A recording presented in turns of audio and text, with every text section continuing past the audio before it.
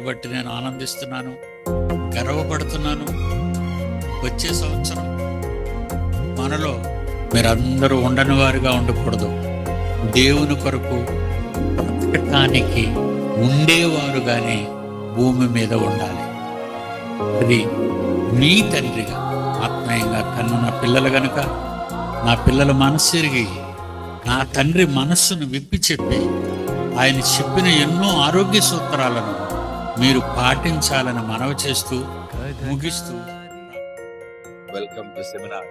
ఇది Modavalasa no live ఉండదు.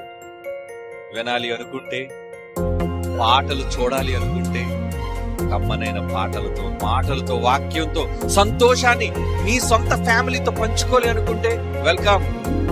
లోకంలో చావాలి అనుకుంటే నో వెల్కమ్.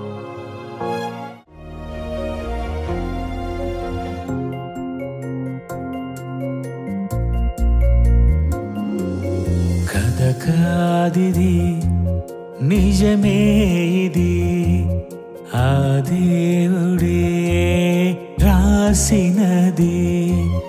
కథ కాదిది, నిజమే ఇది, ఆ దేవుడే రాసినది.